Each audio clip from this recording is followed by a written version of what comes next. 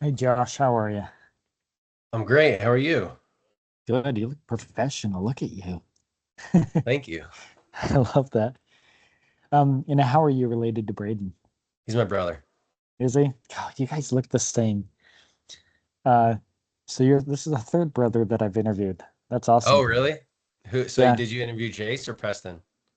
Preston. You know, Preston, Yeah, yeah. So yeah, I'm the oldest, and then Braden, and then there's Jace, and then Preston's leads up the rear. yeah. I wonder if he had me. I'm just gonna look up Jace. Yeah, I don't think Jace is on the list, but he didn't make it for whatever reason. You can rub that in his face. There we Uh, go. no, I'm curious. What is he? Braden mentioned that you're directs recruiting in church and humanitarian services. What is that? What do you do? Um, I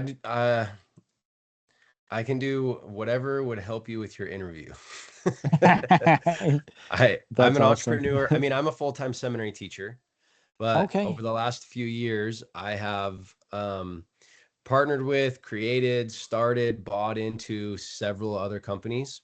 So Uh-huh. I own a tour company. We do a ton of recruiting in the tour company to find people to help us run Is tours. We that high recruit five? High Five Live. Yeah, I'm one of the owners in High Five Live. Oh, that is such a cool idea. Thank you. Yeah, we love Anyways, that. if you need help with that, I'd love to help out with that. Oh, there we go. Uh, I was talking to David, and like if there's any like interns that you guys need, that it's like, hey, we need some go-getters, just you or Dave reach out to me, because I take pride in hiring the best students at BYU Idaho, and I'll be like, all right, these are the top whatever. So if you need it, let me know. That's awesome. We for sure we are projecting to quadruple the tour company this next year and need lots of help. Okay. Yep, you let me know if you need manpower, and I I definitely have a niche there, um, where I run the presentation practice center, and I handpick my employees, and they're always in competition with the other people, but I always win out. So, anyways, awesome. Well, let me tell you about what I'm doing. Um, if I were to say that employee has the it factor, do you know what I mean? hmm I believe I Okay. do. Okay, because it's just like, all right, yeah, I want them on my team. I want to work with them. They're contagious. And so I'm trying to find the it factor when it comes to employability, because I want to be able to bring that back to BYU Idaho and train them so that we're making them better for you guys, for the workforce and stuff. And so that's kind of it. And so when I ask you these questions, just think about the it factor, about the best employees, best coworkers you've ever had, and keep them in mind as you answer the questions, just so we can get authentically like what it is, I need to go back and do my training on. So Okay. uh, so the first question has to do with the finding stage of applicants. When you think about the best people that you've hired, how were they first discovered or noticed? Most of them have come into my ecosystem not looking for a job, and kind of like you said, I pick them. I'm constantly looking for talent, constantly looking for it factor people, and a lot of times I create employment opportunities for them because I believe so strongly that those type of people are going to create more value than it's going to cost me. That's awesome. And so it's just in day-to-day life where you just run into them, and it's like, Yeah, and I want to create an attractive enough company That's never, I never want to be one of those companies. It's like, we have a people problem. We can never find people. And it happens all the time. I do a lot of coaching on culture and team building. And I was Mhm. on the call this last Wednesday. There's about 30 window cleaners all across the country. And I do a leadership call with them every week. And all of them kept saying like, we have a people problem. We can't find people. We can't find people. And I said, okay, you guys are going to like this, but it's your fault. Like, you are Yeah. not an attractive enough company. You're not an attractive enough leader. Like, if you are being the person that can create an environment that people want to come to, you will never ever have a people problem. So Mhm. that's how I do it in my companies, is I'm always looking for talent everywhere I'm at, everywhere I go. Oh, that's awesome. Do you take applications and stuff too? Or do you just do it solely on handpicking them? It depends on which company I'm working Okay. in, but yeah, we also do applications. I have a real estate company.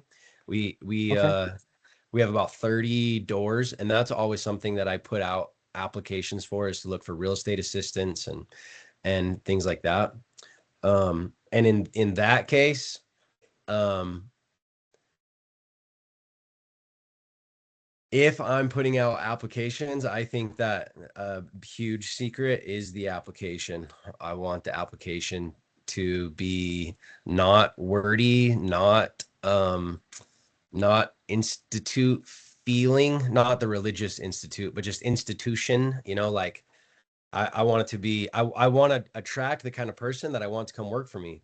So when I put out something where I want someone to come work for me, I throw out the vibe. I say what I want that person to be like. I say, here's the horrible things about the job. Here's Hmm. the things I love about the job. I just try to be very, very, very upfront about what this job really is like and how it's going to be life changing, even.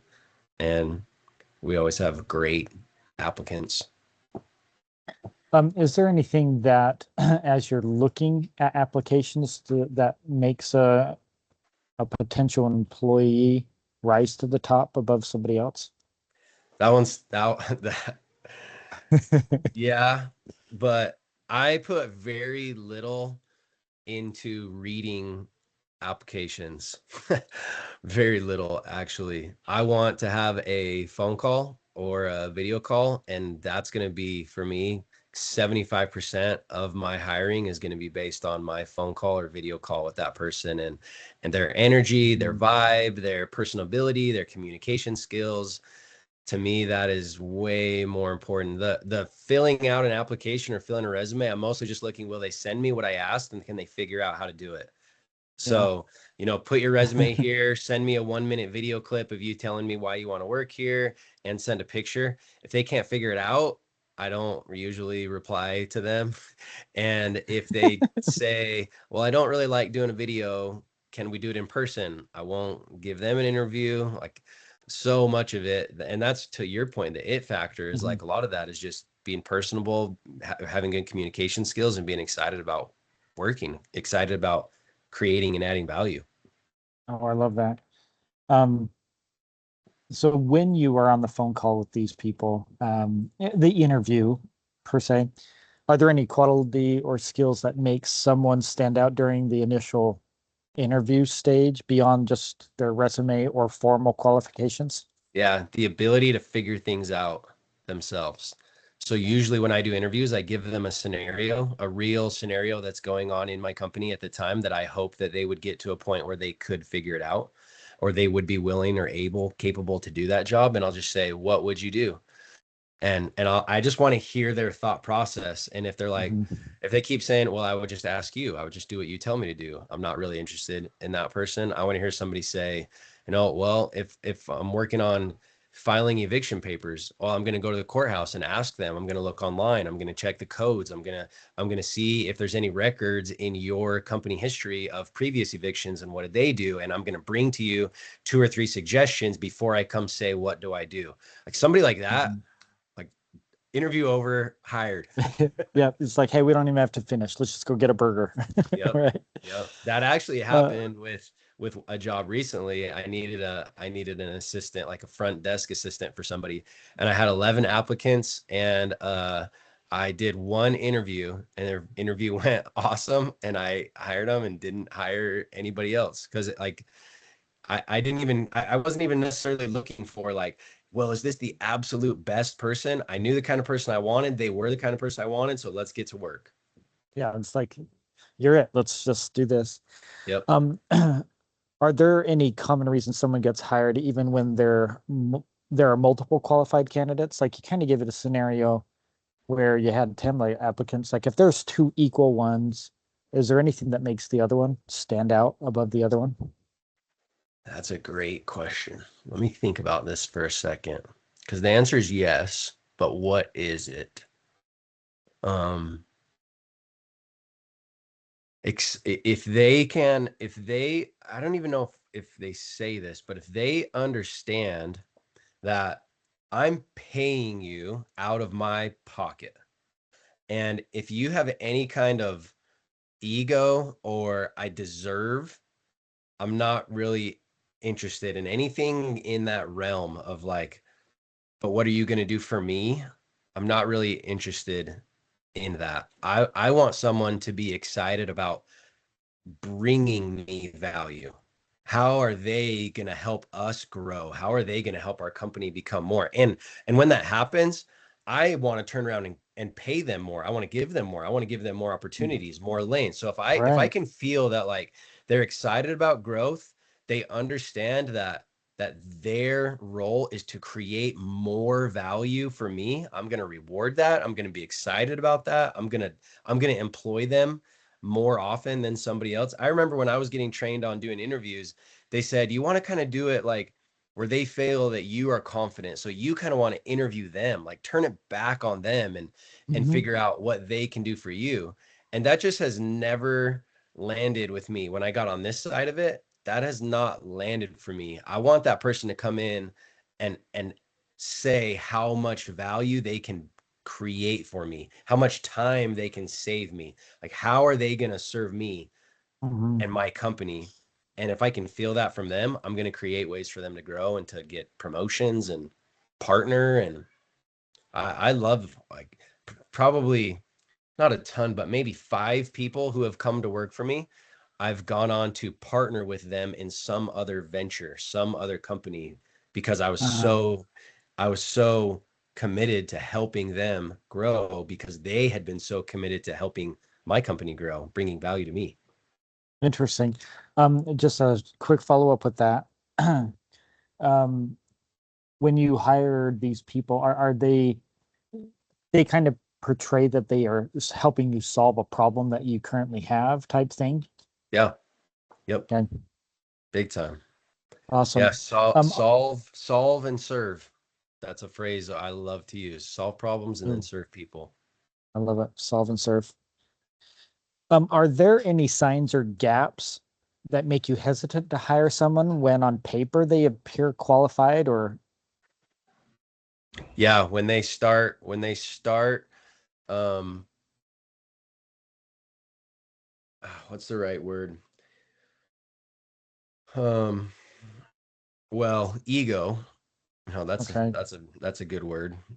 Any kind of ego or entitlement at all is huge red flags for me.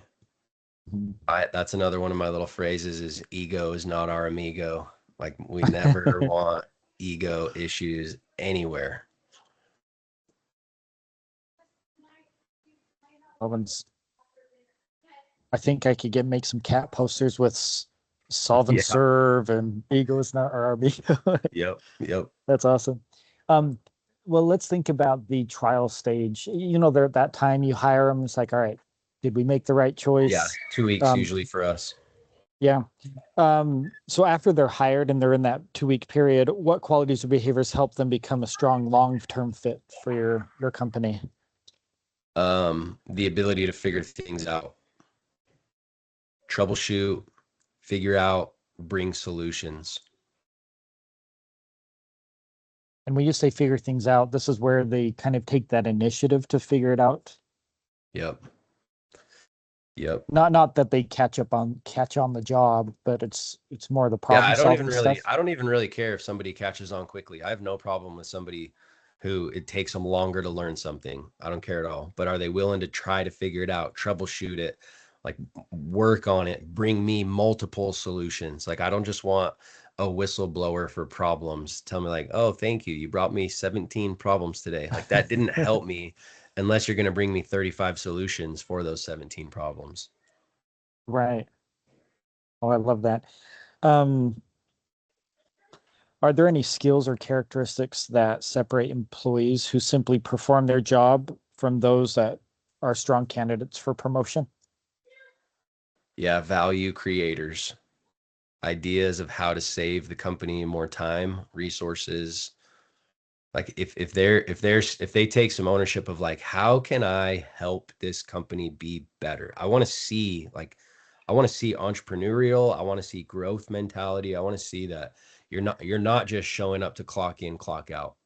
I want to see that you are invested in helping us become better, growing.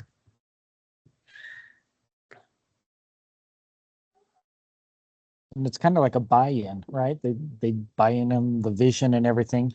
Yep. Okay.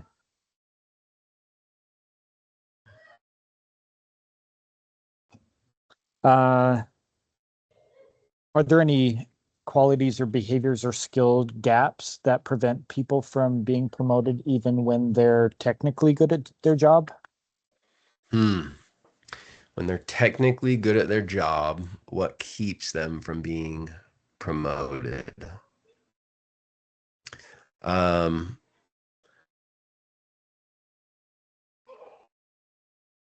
Not having a growth mindset.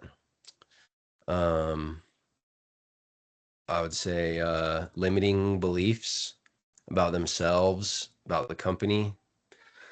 For sure, any kind of culture killer, any language or behavior that hurts culture, negativity. Um, this is from one of my friends, but he likes the word good sip. He said we don't allow any gossip. We only good sip about people. Another another poster right there. Good tip. Hmm. I love that. Um, you mentioned about this growth mindset, limited belief, culture killer. Have you heard of the phrase like a victim mindset? Is that what you're talking about? Yeah, I think that's part of that. Yeah, victim mentality. Everything's happening to you instead of everything happening for you. I really, really believe that everything happens for you. Yeah, because I've learned that the victim mindset, there's two problems with it. There is the one where you just don't have confidence in yourself and you just kind of like, I'm so stupid, I can't do this. And so you have to have that confidence, which I think you've mentioned. But it's also the other part, the negative one is just blaming other people, that negative culture, the culture killer type thing. Yep. That's awesome. All right. Okay, when you think about the people who are most successful in what you do, whether it be the seminary or High Five Alive, or coworkers, what qualities what qualities, characteristics, or skills do they consistently demonstrate? The people that I partner with, this is I have a very clear buy box, if you will, or partner box with people that I partner with. And it's that they are more interested in my success and growth than their own. Like they have this constant desire to make my businesses and my life better, and they think of that even more than themselves. It's kind of the opposite of what I mentioned earlier, just with like ego or entitlement. The opposite Hmm. of that, I value so intensely. Oh, that's So awesome. if me and Spencer partnered, Hmm. I want to be the kind of person that's like, Spencer, I will prove to you that you will make more money, your life will be better, everything will be better because I'm with you and I'm going to prove that to you. Rather than, which sometimes happen, is like, Spencer, how are you going to help me? What's in it for me? And like, Right. can you make sure to do enough that it's worth my time and energy to put into you? Like I love partnering with people who want to prove that the greatest decision of my life was to partner with them. Oh, I love that. And then if they have that same attitude, it's reciprocated and it's just like the perfect 100%. partnership. Yep. Awesome. Um, can I get your permission? Because I'm actually recording this. I don't know if you noticed that. Sorry, Yeah. permission to use It's it. all good. Can I use like snippets like this? Because that I try to teach that concept to my students all the time about that interdependence and bettering other people around them and building them up because it's all it's going to do is build them Yep. personally and their things. So Yep. yeah, I'd love to use that in my classes. For sure. Okay, I've got one final question for you. This is a reflection question. You got to go back to your 17-year-old self with the pimples and everything. Uh, A lot. if you were to advise your 17-year-old self that wants to be successful, be hired for that job, be promoted, be the it person, what would you tell yourself to develop first and why? What would I tell myself to develop first and why? Yeah, I know for me, because I would have a list of things of Spencer, you got this, and this, and this, and this, fix all those things. But what would be the first thing that you would tell your 17-year-old self to develop first? Hey, this is gonna sound different than anything Mhm. I've kind of talked about as far as principles and skills. This is what I think is the most important thing for anyone to develop, and it's having a very strong and clear identity.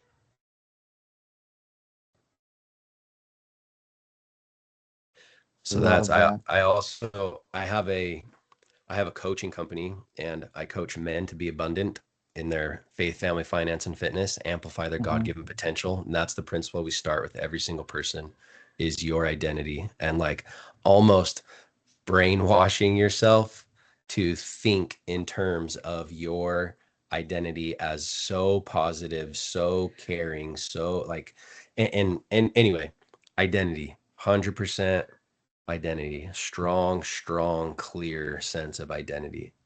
I would follow that up with purpose is a clear, strong sense of my purpose.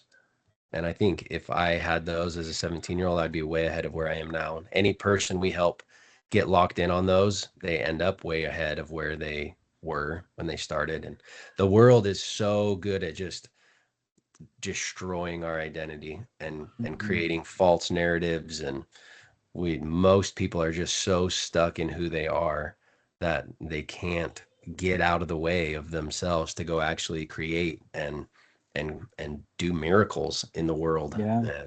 So so there's a lot of skills I think are important, but I think all of that doesn't matter or will come when somebody understands who they are and who they're serving, what they want to do, their identity and their purpose. Well, let me have you expand on that a little bit because at BYU Idaho, we're trying to build disciples of Jesus Christ. You're a seminary teacher. So, Yeah. with this idea with being very strong and clear identity and purpose, what do you mean? What do you truly mean by that when dealing with this type of audience? So when I coach people, I have them go through a 3-part exercise to come up with like their personal manifesto, like their Hmm. personal declaration, their personal proclamation. There's lots of names for it, but I have them go through, they've got to come up with 5 I am statements that have to do with their current talents and abilities. I have them come up with 5 I am statements of the people that they most respect and come up with I am statements of what they wish they were like, more like those people, and then 5 Hmm. statements of what do they currently believe about themselves that's hurting them, and reverse those. So I have them come up with 15 I am statements, and every I am statement has to be so grounded that like you'd be willing to fight me about it. Like not Yeah. really, but it can't just be it can't these aren't just affirmations. This isn't just like I'm a good person, I'm beautiful, I'm kind, I'm happy, I'm healthy. Like it's not affirmation work. This is declaring at my core that I'll give you a couple of examples is that I am fiercely loyal to the beautiful, talented, and powerful Jalen Solomon Tilley. Like that's different than I Yeah. am a good husband. And if somebody was like that's dumb. That like, nah, I'll like tell you where that comes from, why I have those words in it, why I use the word powerful when it comes to my wife, what it reminds me of, what it helps me think about her, why I use fiercely loyal, how that ties to President Hinckley, how like I'll fight about that phrase. And I've got Yeah. 15 phrases that clearly tell me who I am. I am uncommon integrity. And like there's a whole story, there's a whole summer of door-to-door sales of how that Hmm. became part of my identity, but it shapes and guides every decision I make. So anyway, that's what I mean by identity. And a lot of that, when I work with LDS people, then it's look at your patriarchal blessing. What blessings have you received in callings? And what have prophets and apostles said? And what did President Nelson say? The most important thing for the youth is to know that they're a child of God, that they're, can't remember the three things, but like he talked about that, all a disciple of Christ, a child of God, and something else. But It had to do with covenant. yeah, I Yeah. am Yeah. yeah, yep. So anyway, that's what I mean about identity.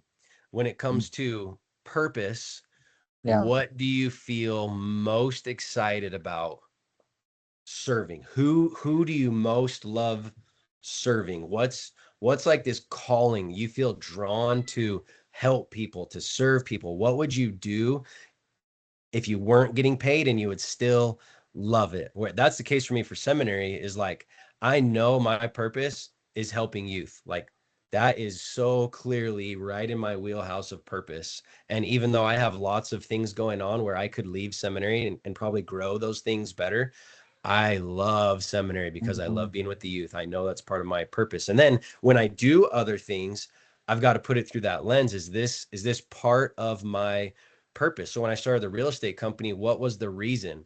Well, it's so that I could help the youth in my own home have opportunities and experiences long term in the future for them to invest in real estate, for them to learn about tenants, about passive income, about money that comes in monthly without me having to do anything. So Yeah. everything that I'm doing, if it doesn't tie into my purpose, I'm not going to spend my time working on it or doing it. So I that's love that. my core framework is identity, purpose, battle plan. That's my core framework.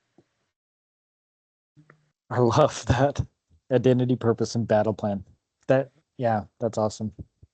That's my little Venn diagram that I use in all my That's coaching cool. is identity, purpose, battle Uh, plan. well, what's your company that you do where you work with these men? The Abundant Man Project.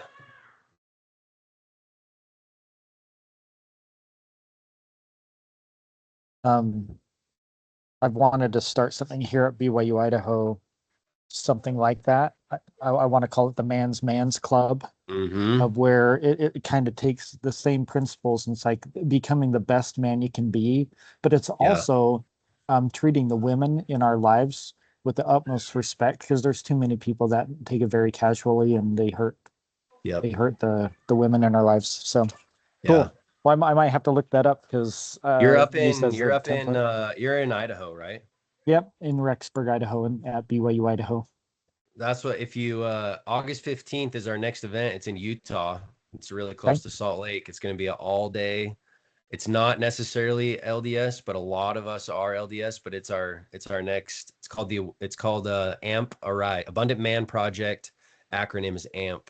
So the event is called AMP Arise. And if you can make it down there, or even if you have some students or anybody that wants to make it down there, I can get you free general tickets, however many you want. Okay. That's and you said it's on that August Saturday. 15th on Saturday. Yeah. Dang it, I'm taking my dad on a trip there. But I'll keep in touch because maybe there'll be one that I was like, you know what, this might be a good opportunity to go back to Mm-hmm. Arizona if Mm-hmm. you do it in the winter. Yeah. Yep. For sure. Oh, awesome. Well, Josh, what can I do for you? This has been very valuable for me in my research. Is there anything I can do for you? No, this is wonderful. I think tell me a little bit more on people that you're trying to place and where you're trying to place them as far as work goes outside of once they're done with college or internships, like where can I who are you trying to place and where are you trying to place them? Yeah. Well, I'm not in the placement program because in the teacher, but I like to have a handful of options as students are looking for internships because I want to get them into like good quality experiences instead of them going down to the local mom pop store and like redoing their website. Hmm. Like um, so I've got one that is a travel person in that does things for Disney. That's always like uh, they plan the trips, they host the trips and everything, and they take the kids to Disney. That was kind of a cool one that I have. I want to help out with High Five Alive. I think that would be really cool. There's uh, what's the other one? I mean, I set up a lot of shadowing, so it's not like really internships, but just Hmm. connecting them with doctors and lawyers and stuff. But yeah, but I'm ready to like advance it. So No, that's cool. My most of my connections are in blue collar. So okay, that's all like window cleaners, roofers, and ones who have scaled into, you know, 7, 8, 9 figure companies. But that's most of the people that I'm coaching and working with is all people who want to start their own company, want to scale their company, those kinds of things. okay. Um, I do work with a lot of kids that want to get into entrepreneurism and stuff like that. So Hmm. uh, if anything, could I give them your contact information so For that sure. they can learn from you? Yep, for sure. Okay, awesome. Well, Josh, honor. Thank you so much. I'll probably reach out to you. Uh, just as an open invitation, if you're ever in Rexburg or going through Island Park or anything, I'd love to host you at BYU Idaho.